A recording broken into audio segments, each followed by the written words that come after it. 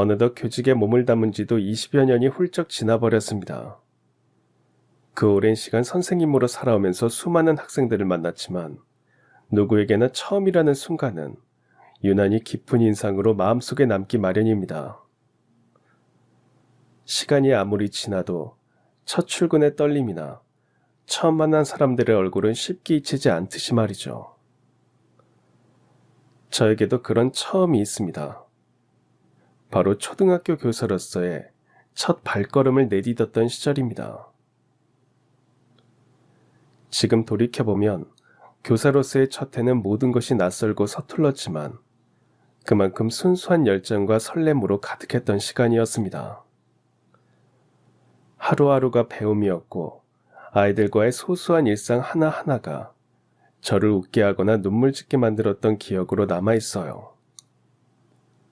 그리고 그 많은 기억들 가운데 특히 더 선명하게 떠오르는 한 아이가 있습니다. 바로 제가 초임교사였을 때 만났던 학생, 박재희라는 아이입니다. 교직의 첫 시작점에서 만나서 제가 진정한 선생님이 되어가는 과정을 함께했던 아이이기에 제이는 제게 잊을 수 없는 존재로 남아있는지도 모르겠습니다. 제이는 참 착한 학생이었습니다. 선생님 말씀도 잘 들었고 친구들과의 사이도 좋았고 어린 나이였는데도 다른 친구들이 꺼리는 일이 있으면 시키지 않았는데도 먼저 나서주기도 했어요. 그래서 경험이 거의 없는 초임교사인 저한테도 큰 도움이 되었습니다. 한 가지 안타까운 게 있다면 제2의 가정 환경이었어요. 부모님이 안 계셔서 할머니와 단둘이서 어려운 생활을 하고 있었거든요. 저도 어릴 때 바쁜 아버지 대신 할머니가 키워주셔서 그랬는지 제이에게 더욱 신경이 쓰였고 담임으로서 제이와 할머니가 조금 더 편하게 살 수 있도록 이것저것 알아봐서 사회적으로 도움을 받을 수 있게 했습니다. 제이의 할머니는 이런 제게 무척 고마워하셨어요. 없는 살림인데도 교사 관사에서 혼자 사는 저를 위해 밑반찬을 만들어 보내주기도 하셨습니다. 그런데 어느 날 제이 할머니께서 쓰러지셨고 다시 일어나지 못하고 돌아가시고 말았습니다. 제이는 친척 하나 없는 아이였기에 그런 상황에 와도 도와줄 어른이 없었어요. 그래서 저는 제이의 옆에서 할머니를 잘 보내드릴 수 있게 장례식을 도와줬습니다. 그런데 마지막 날 제이의 이모라는 분이 찾아왔고 혼자 남은 제이를 데려갔어요. 걱정이 됐지만 그래도 어린아이를 돌봐줄 어른이 있다는데 다행이라는 생각이 들었고 그렇게 방학이 되자 한동안 제이와 연락이 끊겼습니다. 눈 깜짝할 새 방학은 끝났고 개학날이 되어 학교로 향하는 버스를 탔는데 제가 깜빡 잠이 들었는데요. 그 짧은 사이에 꿈을 꿨습니다. 꿈속에서는 돌아가신 제이 할머님이 나와서는 제 손을 꼭 잡고 이렇게 말씀하셨습니다. 선생님, 우리 집에 좀 와주세요. 제발요. 그 말을 듣자마자 저는 꿈에서 깼는데요. 제이 할머니의 슬픈 표정이 계속해서 마음에 걸렸습니다. 그리고 혹시 제이에게 무슨 일이 있는 건 아닐까 하는 생각이 들었는데 아니나 다를까 개학한 날 제이가 결석을 한 겁니다. 꿈에서 들었던 할머니의 말이 떠올라 다른 선생님께 잠깐 부탁을 하고 바로 제이의 집으로 달려갔습니다. 숨을 몰아쉬며 도착해 방문을 연 순간 저는 눈앞에 펼쳐진 상황에 경악하고 말았습니다. 아주 어린 시절 어머니가 병으로 돌아가신 후 저는 아버지와 단둘이 살게 됐습니다. 아버지는 항상 바쁘셨어요. 건축업을 하셨기에 집을 비우고 지방으로 출장을 가야 하는 날도 찾았습니다. 그래서 시골에 살고 계시던 할머니께서 올라오셨고 저희 집에 함께 살면서 어린 저를 돌봐주셨어요. 할머니는 어머니의 빈자리가 느껴지지 않을 정도로 저를 아끼셨고 예뻐하셨습니다. 지금 생각해보면 할머니는 옛날 사람이었지만 깨어있는 분이셨던 것 같아요. 저한테 한글을 직접 가르쳐주기도 하셨고요. 여자도 남자 못지않게 많이 배워야 한다면서 직접 책을 사다 주시기도 했습니다. 그리고 제가 교사라는 직업을 택하게 된 데도 결국엔 할머니의 영향이 컸던 것 같습니다. 9살 정도 됐을 때였어요. 그날도 아버지는 출장을 가셨기에 할머니와 둘이 집에 남아 있었습니다. 저녁 식사를 기다리며 학교에서 내준 숙제를 하고 있었어요. 혜경아, 밥 먹어야지. 근데 뭘 그렇게 열심히 하고 있어? 숙제하는 거야? 네, 근데 뭘 써야 할지 모르겠어요. 너무 어려워요. 아휴, 우리 똑쟁이 혜경이한테 어려운 숙제도 있어? 무슨 숙제인데 그래? 글쓰기 숙제인데요. 장래 희망에 대해 쓰는 거예요. 근데 할머니, 나는 아직 뭐가 되고 싶은지 잘 모르겠어요. 우리 혜경이가 아직 꿈이 없나 보구나. 할머니는 혜경이가 공부도 잘하니까 가르치는 일 해보면 어떨까 싶은데. 아이들 가르치는 선생님은 어때? 사람들한테 존경받는 좋은 직업이잖니. 할머니도 어렸을 때 선생님이 되고 싶었단다. 정말요? 근데 왜 선생님이 안 된 거예요? 할머니 어릴 때는 여자들한테 공부도 잘 안 시켜줬어. 지금처럼 좋은 시대에 태어났으면 할머니도 선생님이 되어봤을 것 같은데 말이야. 그래도 어릴 때 좋은 선생님 만나서 국민학교는 졸업할 수 있었다. 그래서 그런지 이렇게 늙었는데도 그 선생님이 기억에 남아. 한글이라도 떼서 책도 읽고 신문도 읽게 된 게 다 그 선생님 덕분이거든. 정말 좋은 선생님은 한 사람의 인생도 바꿀 수 있는 거야. 우리 혜경이도 그런 선생님이 되면 좋지 않을까? 그때는 꿈이 없어서 할머니의 말씀대로 선생님을 적어서 냈지만 점점 선생님이라는 직업에 관심이 생기기 시작했습니다. 그리고 할머니께서도 항상 입버릇처럼 저한테 선생님이 되면 좋겠다는 말을 하셨기에 누군가 꿈이 뭐냐고 물어보면 선생님이라고 대답했습니다. 그리고 몇 년 후 저는 열심히 공부해서 교육대학교에 입학했고 좋은 성적으로 졸업했습니다. 대학교 졸업식에는 아버지와 할머니가 오셨는데요. 그 누구보다 할머니께서 가장 기뻐하셨습니다. 혜경아, 졸업 축하한다. 이제 우리 집에도 선생님이 나오겠구나. 할머니, 그렇게 좋으세요? 그럼, 옛날에는 말이야, 교사라고 하면 다들 존경하고 감사해하고 그랬어. 부모님 다음이 선생님인 거야. 스승의 그림자도 밟지 말라는 말도 있잖니. 근데 그러려면 혜경이 네가 먼저 좋은 선생님이 되어줘야 한다. 네가 앞으로 가르치게 될 애들이 나쁜 길로 안 가고 바르고 건강하게 자랄 수 있게 열심히 도와줘야 해. 알겠니? 할머니의 말처럼 좋은 교사가 되고 싶었고 하루라도 빨리 교직에 선 모습을 할머니께 보여드리고 싶었어요. 이제 남은 건 임용시험을 보고 통과하는 것뿐이었죠. 하지만 졸업식 이후부터 할머니의 건강은 눈에 띄게 안 좋아졌고 얼마 버티지 못하셨어요. 할머니는 제가 선생님이 되는 것까진 보지 못하고 돌아가시고 말았습니다. 무척이나 슬펐지만 할머니가 원하시던 대로 선생님이 되어 할머니에게 자랑스러운 손녀가 되고자 노력했습니다.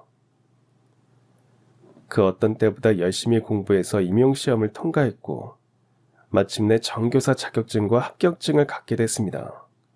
저는 그걸 들고 할머니의 산소를 찾았습니다. 할머니, 저 왔어요.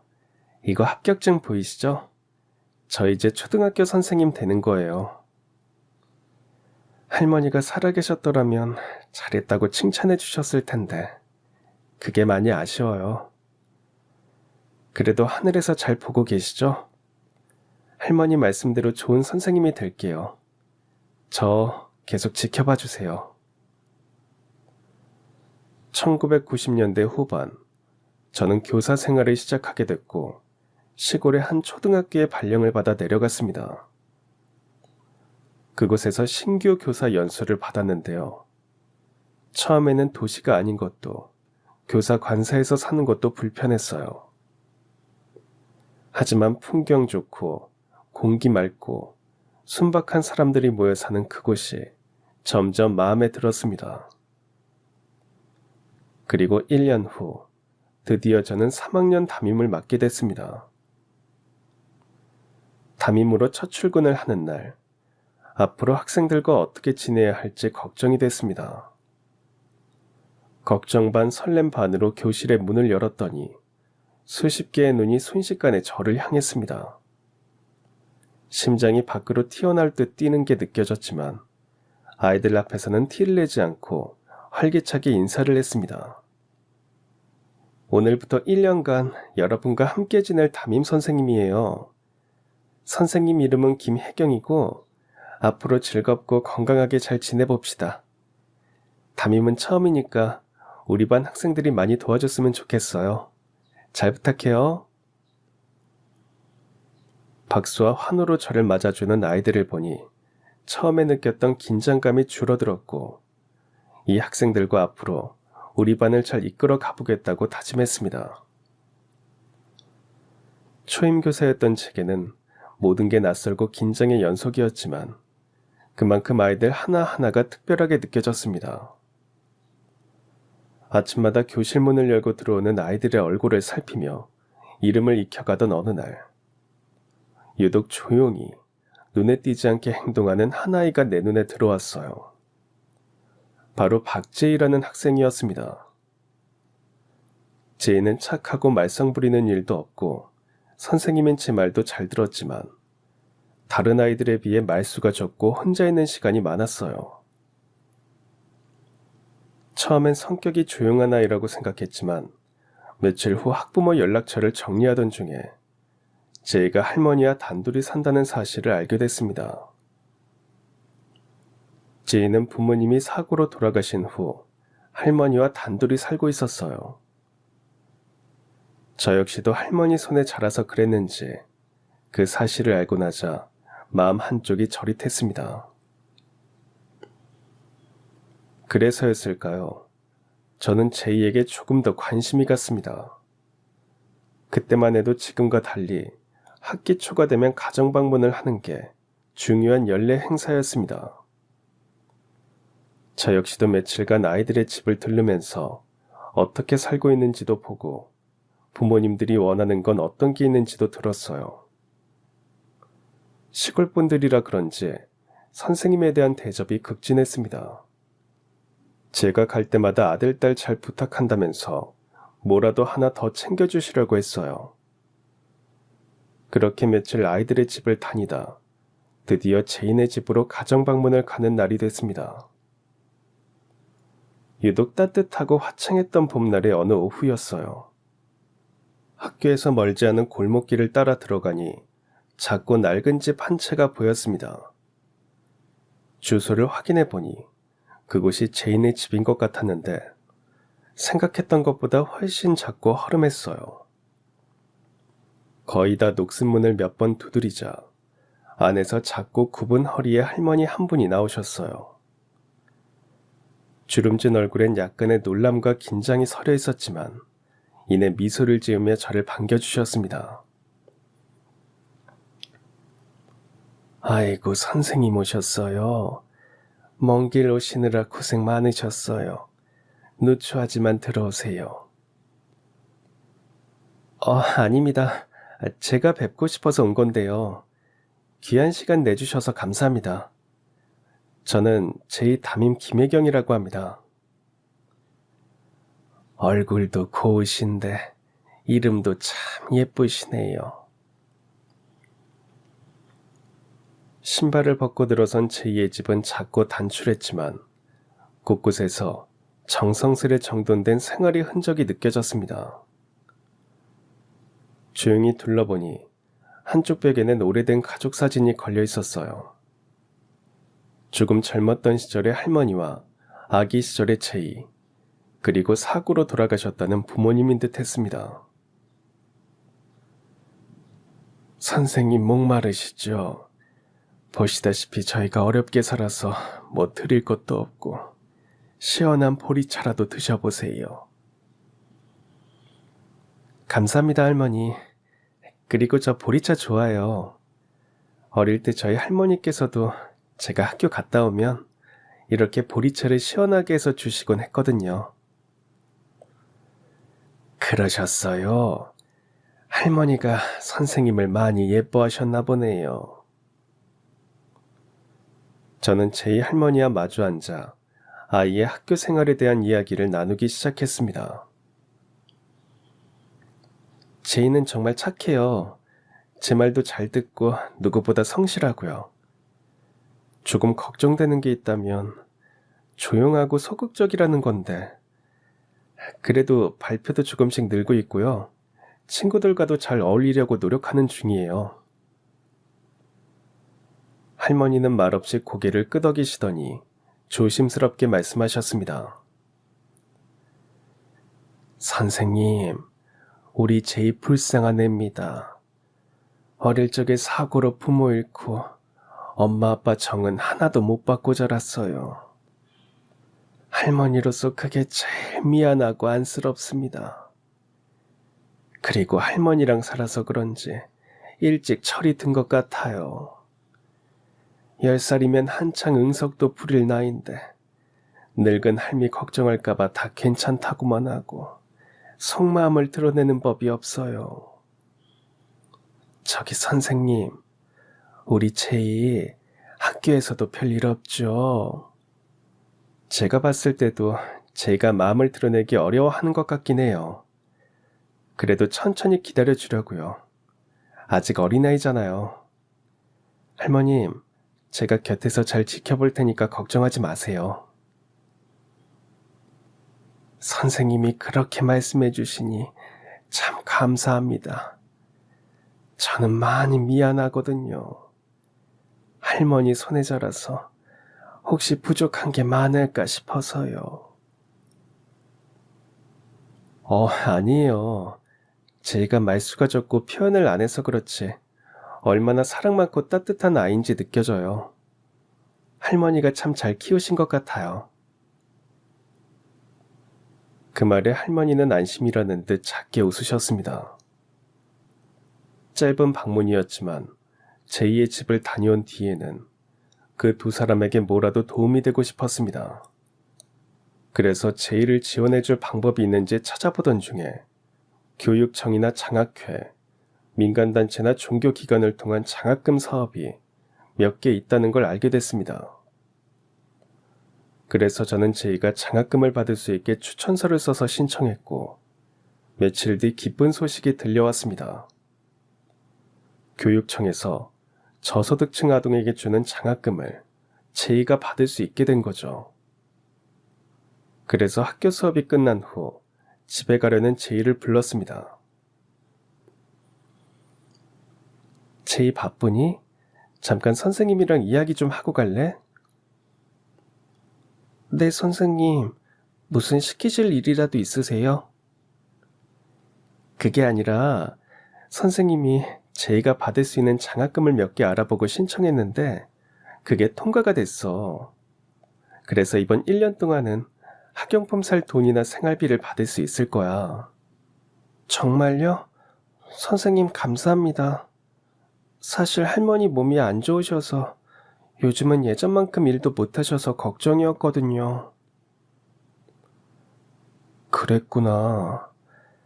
제이야, 앞으로도 그렇게 어려운 일 있으면 선생님한테 말해줄래? 이제부터는 나랑 같이 방법을 찾아보자. 어려워하지 말고 선생님 찾아와. 알겠니? 그래도 될까요? 당연하지. 그러려고 선생님이 있는 거야. 그리고 다음날 장학금을 받는다는 말을 들었는지 제이 할머니는 방과 후에 학교에 직접 찾아오셨습니다. 저를 보자마자 제 손을 꼭 잡고 허리를 숙여 인사하시며 고맙다는 말을 계속 되풀이하셨어요. 제이 할머니 왜 이러세요? 고개 들어보세요, 네? 아유, 선생님 감사합니다. 정말 감사해요. 우리 제이 장학금 받게 된 거는 다 선생님 덕입니다. 저는 그런 게 있는지도 몰랐어요. 말은 안 했지만 제가 예전만큼 일을 못해서 벌이가 줄어가지고 어떻게 해야 걱정이었거든요. 아니에요. 별로 한 것도 없는걸요. 저는 신청서 써준 것밖에 없어요. 그게 왜 별게 아닙니까? 지금까지 선생님처럼 우리 애한테 관심을 주고 도움을 준 건 선생님이 처음이에요. 그리고 선생님, 이거 받아주세요. 별건 아니지만 제가 직접 만든 밑반찬인데 관사해서 드세요. 할머니, 이번에는 만들어 오신 거니까 받지만 다음부터는 그냥 오셔도 돼요. 아시겠죠? 네네, 알겠어요, 선생님. 아휴, 선생님 바쁘신데 제가 너무 오래 붙잡고 있었죠? 그럼 저는 이만 가보겠습니다. 반찬 맛있게 드세요. 그날 이후로 제이는 점점 달라지기 시작했습니다. 여전히 얌전하고 말수가 적긴 했지만 예전과는 조금 다른 눈빛이 느껴졌어요. 눈에는 생기가 돌았고 수업을 하면 제 눈을 피하기 바빴던 아이가 이제는 가끔 눈을 마주치며 작게 고개를 끄덕이기도 했고요. 쉬는 시간이면 늘 자기 자리에 앉아있던 아이였는데 이제는 삼삼오오 모여서 교실 뒤편에서 공기놀이를 하거나 점심을 먹고 나면 운동장에서 고무줄 하는 모습도 자주 보였습니다. 그리고 제이는 무엇보다 예전보다 더 환하게 웃을 줄 알게 된 것 같았어요. 그걸 보면서 저는 교사로서 뿌듯함을 느꼈고 이 일을 하게 된 걸 잘했다는 생각이 들었습니다. 제가 담임이 된 지도 어느덧 2달이 흘렀고 스승의 날이 되었습니다. 그날 아침 교무실은 평소보다 조금 더 분주했고 선생님들도 약간 들뜬 것처럼 보였습니다. 출근해서 책상에 가방을 두고 앉자 옆자리에 앉은 선생님이 말을 걸어오셨습니다. 혜경 선생님은 오늘이 선생님으로서 처음 맞는 스승의 날이겠네.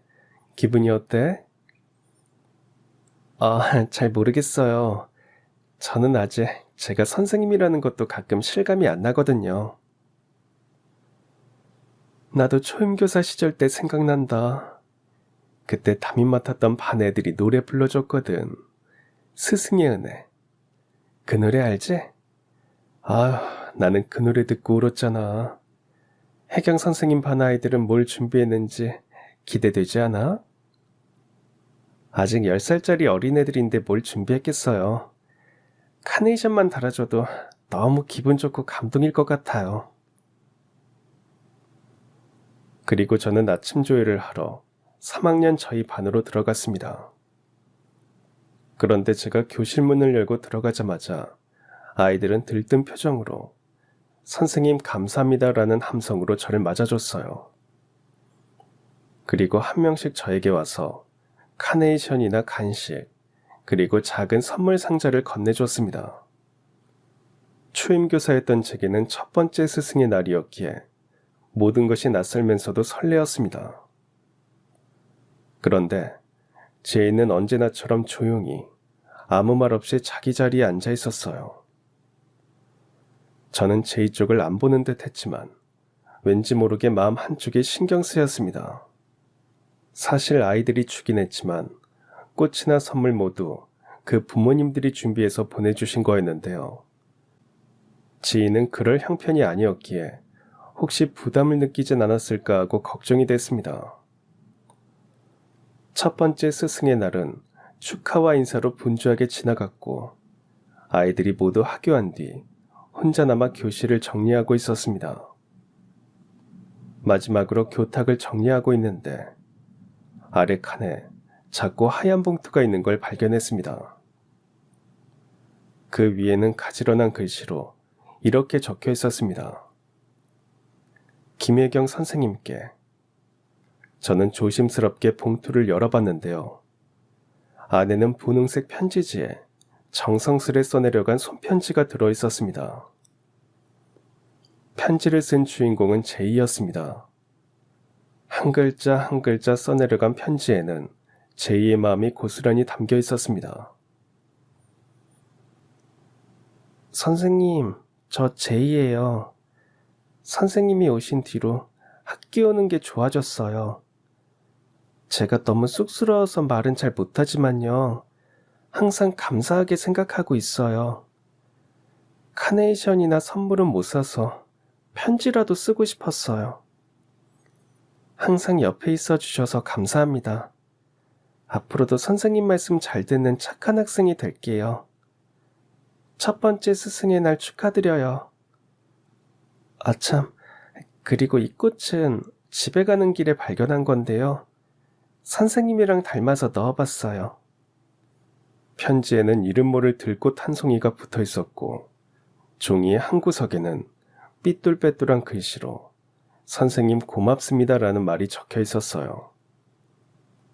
그건 아마도 할머니의 글씨 같았습니다.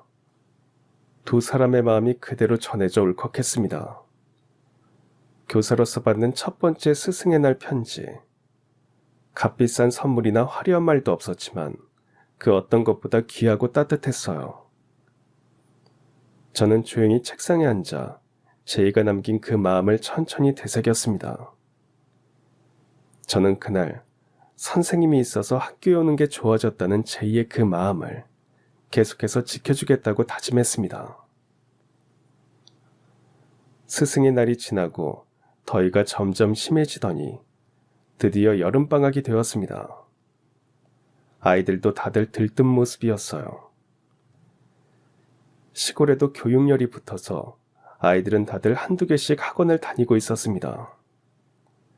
하지만 제이는 그럴 형편이 안 되었기에 방학 동안은 꼼짝없이 집에만 있을 것 같았어요. 그래서 저는 학원 다닐 형편이 안 될 아이를 모아 학교에서 따로 수업을 가르쳐 주기로 했습니다. 그때는 간혹 선생님들이 진도를 따라오지 못하거나 가정 환경이 안 좋은 학생들에게 따로 시간을 내서 공부를 가르쳐주는 일이 있었거든요.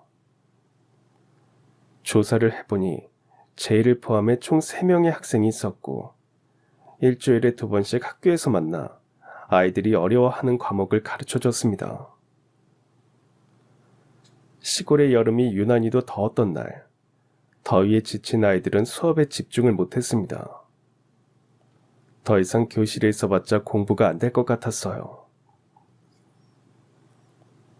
얘들아, 너희 오늘따라 집중을 못하는 것 같다. 박제이 왜 그래? 선생님, 너무 더워요. 더워서 아무것도 하고 싶지 않고요. 머리도 잘 안 돌아가요. 그래? 그럼 오늘은 수업 그만할까? 사실 선생님도 너무 더워서 아무것도 하기 싫어. 얘들아, 너희 선생님 살고 있는 관사 가볼래? 선생님이 라면 끓여줄게. 방학이기도 하니 너무 공부만 해서는 안 될 것 같아서 저는 그날 처음으로 반 아이들을 관사로 데리고 갔습니다. 그래서 라면을 끓여 먹이고 냉장고에 넣어뒀던 수박도 꺼내서 잘라줬어요. 제이는 제 방의 한쪽에 쌓여있는 책에 관심이 많아 보였습니다. 교대를 다니던 시절부터 모은 책들과 교육 관련 자료들이 빼곡히 쌓여 있었죠. 제이는 눈으로 책 제목을 하나씩 따라 읽으며 손끝으로는 책 등을 살짝 만져보기도 했습니다. 그러다 뒤에 있던 저를 돌아보며 물어왔어요. 선생님, 이 많은 책 진짜로 다 읽으신 거예요? 다 보진 않아도 돼. 하지만 이런 책들을 읽다 보면 아이들 마음을 조금 더 잘 이해하게 되더라고. 그래서 선생님도 여전히 모르는 게 있으면 책 보면서 공부 중이야. 선생님, 저도 선생님이 될 수 있을까요? 무슨 질문이 그래? 선생님이 어떻게 되냐고도 아니고 될 수 있냐니. 제이야, 너는 무엇이든 될 수 있어. 선생님은 수학도 노래도 미술도 다 잘하시잖아요. 근데 저는 아직 책도 많이 못 읽고 사람들 앞에서는 말도 잘 못하는데 저 같은 애도 선생님 할 수 있을까 싶어서요. 그 말을 끝으로 고개를 푹 숙이고만 있는 제이를 향해 저는 말했습니다. 제이야, 선생님이 된다는 건 아는 게 많고 사람들 앞에 서는 것도 잘해야 하고 중요하지만 그것보다 더 중요한 게 있어. 누군가를 따뜻하게 바라보는 마음이 있는지 없는지도 아주 중요해. 내가 볼 때 제이 너는 그런 마음을 가지고 있는 것 같아. 그러니까 노력만 한다면 아주 좋은 선생님이 될 수 있을 거야. 제이는 그 말을 듣고도 한동안 아무 말이 없었습니다. 그저 조용히 고개를 숙인 채 책 한 권을 손에 들고 가만히 넘겨보기만 할 뿐이었어요. 하지만 저는 제이가 살짝 웃고 있는 걸 보게 됐습니다. 그리고 그 이후부터 제이의 장래 희망 칸에는 항상 선생님이 적혀 있게 됐어요. 제이 할머니는 따로 시간을 내서 손녀의 공부를 봐주는 게 제게 고맙다면서 직접 키운 옥수수며 감자를 제이 손에 들려 보내기도 했습니다. 하루는 제이를 집에 데려다 주면서 할머니께 앞으로 음식 같은 거 안 보내셔도 된다고 했지만 할머니는 이렇게 말씀하셨어요. 선생님, 제가 배운 것도 없고 돈도 없어서 마음을 표현할 방법이 이런 것밖에 없어요. 늙은이 성이니까 거절하지 말고 받아주셨으면 좋겠습니다. 이런 일을 겪으면서 저는 제이와 더욱 가까워졌고 어느새 1년이 지났습니다. 저는 이번에 4학년 담임을 맡게 됐는데 제이와 또 한 번 담임과 반 학생으로 만나게 됐어요. 제이는 저랑 1년 더 같이 지내게 돼서 좋다면서 기뻐했죠. 학기 초라서 제이 집으로 가정 방문을 가서 오랜만에 할머니를 만났습니다. 그런데 할머니의 모습이 몇 개월 전과는 많이 달라져 있었는데요. 딱 보이게도 건강이 좋지 않아 보였습니다. 할머님, 그동안 잘 계셨어요? 근데 안색이 왜 이렇게 안 좋아 보이세요? 어디 아픈 데라도 있으세요? 선생님 오셨어요. 감기에 걸렸는데 늙어서 그런지 잘 떨어지지도 않네요. 선생님도 감기 조심하세요. 할머니, 기침이 심하신데 이러지 말고 저랑 같이 병원 한번 가보실래요? 아유, 아니에요. 선생님도 바쁘실 텐데 저까지 신경 안 써주셔도 됩니다. 이런 감기는 가만히 둬도 자연히 나아요. 걱정 마세요, 선생님. 계속해서 안 나으면 제가 알아서 병원에 가볼게요. 말만이라도 감사하네요. 안색도 안 좋았고 기침도 심했지만 할머니께서 거부하니 어쩔 수 없었습니다. 그런데 1학기가 끝나갈 무렵 제이 할머니께서 폐렴으로 병원에 입원하셨다는 소식을 듣게 됐어요. 저는 자세한 상황이 궁금해서 제이를 불렀습니다. 제이야, 할머니 아프시다며? 어디가 얼마나 아프신 거야? 많이 안 좋으셔? 네, 의사 선생님이 폐렴이래요. 입원해야 하는 것 같은데 할머니는 괜찮다고만 하세요. 제이야, 선생님이 바쁜 일만 끝내고 나면 할머니 모시고 병원에 다시 가볼게. 그러니까 너무 걱정 말고 있어. 당시 저는 빨리 처리해야 할 서류가 많아서 한동안 잠잘 틈도 없이 바쁜 생활을 하고 있던 터라 바로 제이의 할머님을 찾아뵙지 못했습니다. 그러던 어느 날 밤 관사로 전화가 한 통 걸려왔어요. 다급한 목소리의 제이였습니다. 선생님, 할머니가 쓰러지셨어요. 어떻게 해야 해요? 제이야, 지금 선생님이 집으로 갈게. 조금만 기다려. 저는 옷도 제대로 챙겨 입지 못하고 제이네 집으로 갔고 도착하자마자 할머니를 모시고 병원으로 향했습니다. 그런데 늦어도 많이 늦었더라고요. 감기인 줄 알고 방치했기에 치료 시기도 놓친 데다 몸도 무척이나 약해져 있던 탓에 할 수 있는 게 별로 없었습니다. 할머니는 병원에 이틀 정도 입원해 계시다가 돌아가시고 말았습니다. 제 할머니께서는 숨을 거두시기 전에 제 손을 꼭 잡고 말씀하셨어요. 선생님, 매번 부탁만 해서 죄송합니다. 우리 제이 좀 잘 부탁드려요. 제이는 할머니를 잃은 슬픔에 펑펑 울기 시작했습니다. 선생님, 할머니가 저 너무 무서워요. 뭘 어떻게 해야 할지 모르겠어요. 제이야, 선생님이 옆에서 도와줄 테니까 너무 걱정 마. 우리 같이 할머니 잘 보내드리자. 저는 어린 제이를 대신해서 할머니의 장례식을 준비했습니다. 사실 저도 이런 일은 처음이라 막막했던 찰나 마을 어르신들이 도와주셔서 할머니의 장례식을 무사히 마칠 수 있었어요. 학교 선생님과 친구들, 그리고 마을 사람들은 장례식을 찾아왔지만 제이의 친척이 되는 사람들은 한 명도 보이지 않았어요. 그런데 장례식이 끝나고 정리를 하고 있는데 자신을 제이의 이모라 소개한 사람이 나타났습니다. 그 사람을 보자 저는 예전에 제이 할머니와 나눴던 대화가 떠올랐습니다. 그러면 할머님, 제이한테는 할머니 말고는 다른 친척이 없는 거예요? 아유, 그렇지 뭐. 나도 자식이라고는 제이 아빠 하나밖에 없었고 제이 엄마도 우리 아들이랑 결혼하고는 친정이랑은 거의 인연을 끊고 살았거든요. 그럼 왕래가 아예 없었던 거예요? 아니 왜요? 사실 우리 며느리가 밖에서 낳은 자식이라 하더라고. 어릴 때 친정엄마 돌아가시고 아버지 집에 들어갔는데 혼외자라고 그 집 형제 자매들이랑 사이도 별로 안 좋았다 하더라고요.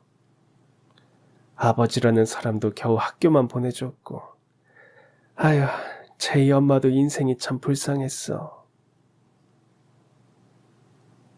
제이는 외가와는 전혀 왕래가 없었지만 유일한 보호자였던 할머니마저 돌아가시고 나니 서류상 가장 가까운 친척인 외가 쪽 사람들에게도 연락이 간 듯했습니다. 제희 이모님이시라고요? 그래요. 안 그래도 식당 일 때문에 바빠 죽겠는데 갑자기 이게 다 무슨 일이람. 예, 네가 순정이 딸이니? 이름이 제이라고 했나? 아휴, 엄마 많이 닮았네. 나 바쁘니까 짐 대충 챙겨서 얼른 따라와. 이모라고 하는 사람은 어쩔 수 없다는 듯 제이를 데리고 갔지만 그래도 이런 상황에서 돌봐줄 어른이 있다는 게 다행이라는 생각이 들었습니다.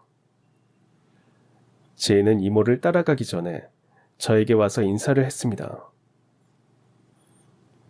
선생님, 할머니 장례식 도와주신 거 감사해요. 아니야, 제이 너도 고생 많았어. 이제 할머니도 안 계신데 이모가 오셔서 다행이야. 가서 이모 말씀 잘 듣고 있어. 이제 방학이니까 우리는 개학하면 보자. 그렇게 제이 할머니의 장례식이 끝났고 여름방학이 시작됐습니다. 방학을 보내면서 제이의 얼굴이 문득문득 떠올랐지만 이모와 잘 살고 있겠지. 별일 없겠지. 그렇게 해서 마음을 눌렀습니다.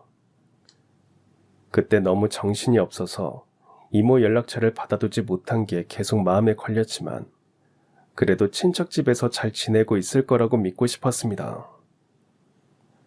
그리고 시간은 흘러 드디어 개학날이 되었어요.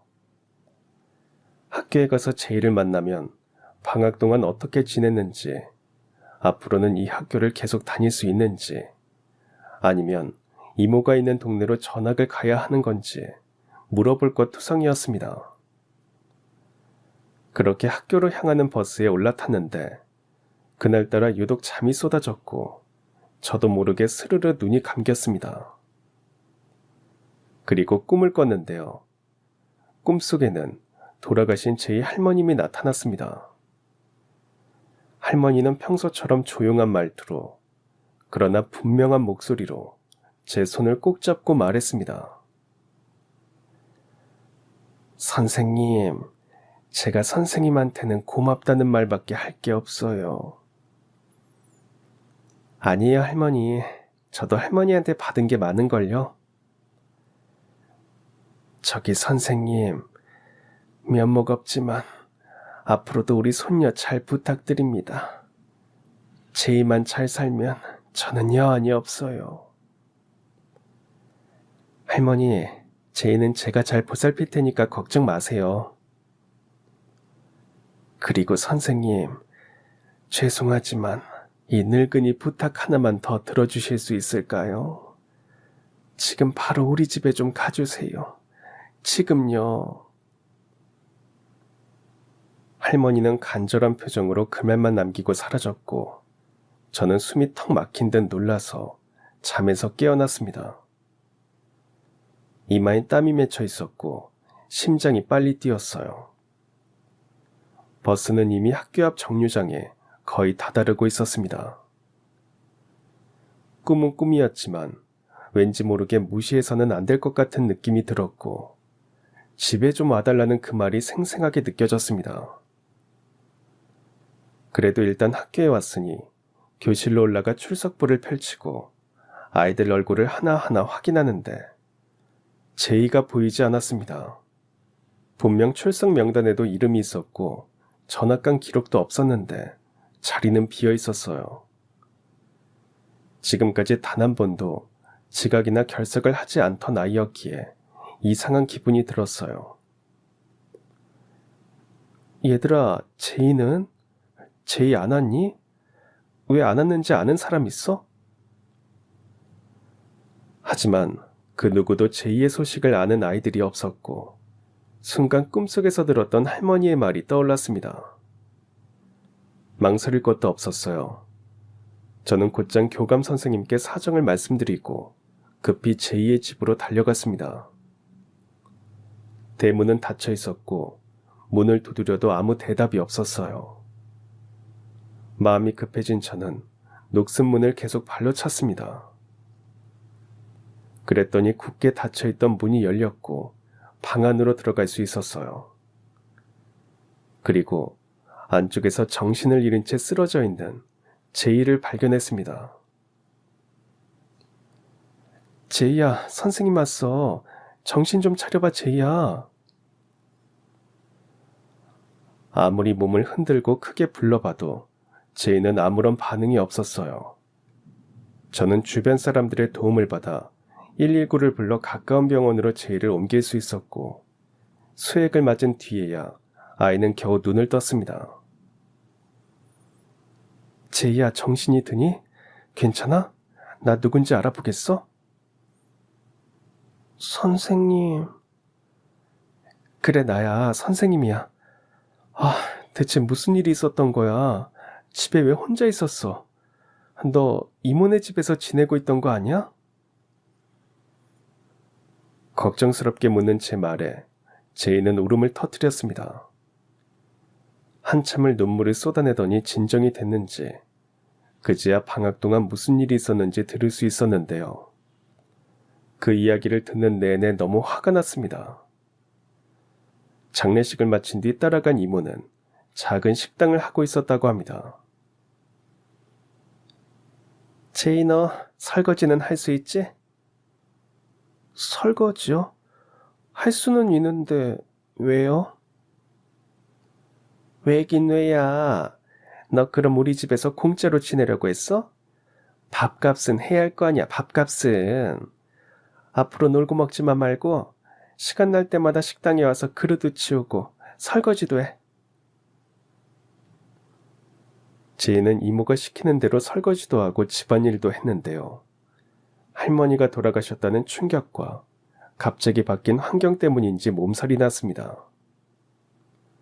며칠간 열이 펄펄 끓는데도 이모라는 사람은 병원에도 데려가지 않고 약만 몇 개 던져줄 뿐이었다고 해요. 너 언제까지 이렇게 누워있을래? 어떻게든 내가 일 그것 좀 했다고 이렇게 병이 나니?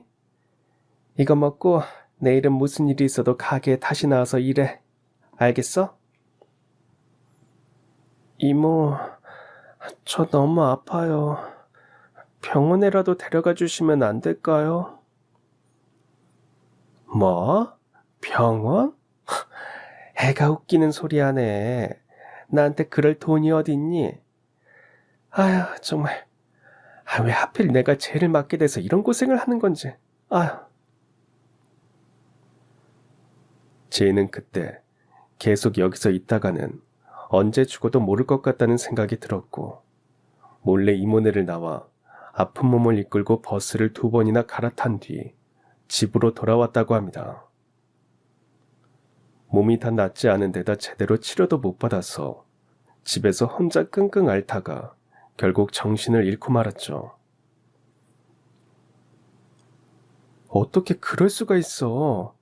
아픈 애를 병원도 안 데려가고 일만 시키려고 했다고? 제이야, 잘했어. 잘 왔다. 이제 괜찮아질 거야. 걱정 마. 선생님이 다 알아서 할게. 저는 다음 날 제이에게 물어 이모의 식당을 알아낸 뒤 그곳을 찾아갔습니다. 한창 바쁜 시간은 지났는지 제 이모는 가게 한쪽에서 재료를 다듬고 있었습니다. 안녕하세요. 박제 이모님 되시죠? 저 기억하시나요? 지난번 제이 할머님 장례식장에서 본 적이 있는데요. 기억나네요.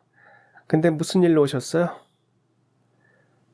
저 제이 담임 선생님 되는 사람입니다. 그래서 오신 거예요? 제이 그 애가 할머니랑 둘이 살아서 그런지 버릇이 좀 없더라고요. 내가 좀 엄하게 굴긴 했지만 그렇다고 집을 나가요? 정말 어이가 없네. 그 말을 듣는 순간 속이 뒤집히는 것 같았습니다. 하지만 저는 침착하게 말했어요. 아이한테 굳은 일 시키고 밥만 축낸다고 하셨다면서요. 아픈 애 병원에도 안 보내고 약만 던져주셨고요. 저기 이모님, 제이요. 부모님도 없고 할머니 하나 믿고 살던 애예요. 근데 이제 할머니도 돌아가셨는데 이모님이 그렇게 말하시면 아이는 어디에 기대야 하나요? 아니, 내 사정도 안 좋은데 갑자기 늘어난 입 하나 감당하려면 뭐라도 시켜야 같이 살 거 아니에요. 같이 산다고요? 이모님, 그건 같이 사는 게 아니라 아이를 부려먹은 거예요. 제이요, 지금 쓰러져서 병원에 실려갔습니다. 제이의 이모는 말이 없다가 나중에는 짜증스럽게 혀를 차며 말했어요. 그 애가 그런 식으로 말했나요? 지 엄마도 골치 아프게 하더니 딸도 똑같네, 똑같아. 왜 이렇게 손이 많이 가는 거야? 더 이상 이모님께 제이 부탁하지 않겠습니다. 그리고 이런 말 어떻게 생각하실지 모르겠지만요. 원래 손이 많이 가는 게 아이들이에요. 그래서 더 많이 챙겨주고 보살펴줘야 하죠. 그게 어른이에요. 그 말을 끝으로 저는 돌아섰습니다. 뒤에서 이모가 뭐라고 중얼거리는 소리가 들렸지만 돌아보지 않았어요. 저한테는 지금 당장 제 손이 필요한 학생인 제이가 있었으니까요. 병원에 돌아와 제이를 보니 뭔가 심상치 않았습니다. 그래서 입원한 김에 좀 더 자세히 검사를 받아봤고 그 결과 제이는 전염성이 없는 폐결핵 진단을 받았어요. 90년대 후반만 하더라도 치료를 받지 못하고 방치하면 생명에도 지장을 줄 수 있을 정도로 무서운 병이었기에 결핵이라는 말을 듣는 순간 가슴이 철렁 내려앉았습니다. 이런 저를 보고 의사는 제이의 상태에 대해 차분하게 설명했습니다. 제이 학생이 걸린 결핵은 활동성은 있으나 전염성은 없는 상태입니다. 잘 치료하면 큰 문제 없고요. 약만 빠뜨리지 않고 꼬박꼬박 챙겨 먹으면 금방 좋아질 거예요. 의사를 만난 뒤 병실에 누워있는 제이에게도 가서 어떤 상황인지 설명해 줬습니다.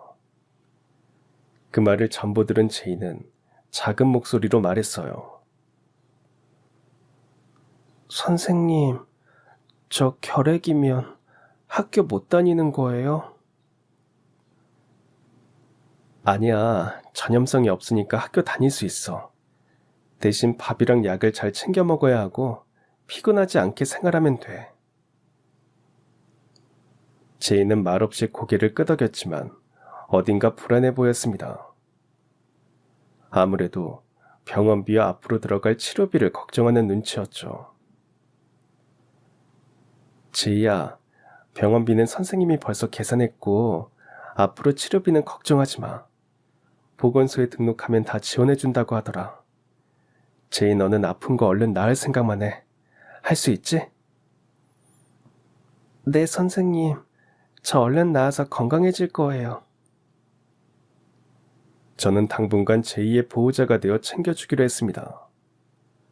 그런데 걱정되는 게 한 가지 있었어요. 병원에서도 보건소에서도 전염성은 없다고 했지만 혹시나 반 아이들이 제이를 피하거나 결핵에 걸렸다고 수군거리기라도 하면 제이가 얼마나 상처를 받을지 눈앞에 그려졌거든요. 그래서 저는 제이가 학교에 다시 나오기로 한 날 아침, 제이를 데리고 교실에 들어가 조심스럽게 아이들에게 말했습니다. 얘들아, 오늘부터 제이가 다시 학교에 올 거야. 몸이 조금 아팠지만 지금은 괜찮고 의사 선생님도 다른 사람에게 없는 병도 아니라고 하셨어. 그러니까 예전처럼, 아니, 더 따뜻하게 제이를 대해줬으면 좋겠는데 할 수 있겠니? 그런데 제 걱정과는 달리 예상치도 못한 일이 일어났습니다.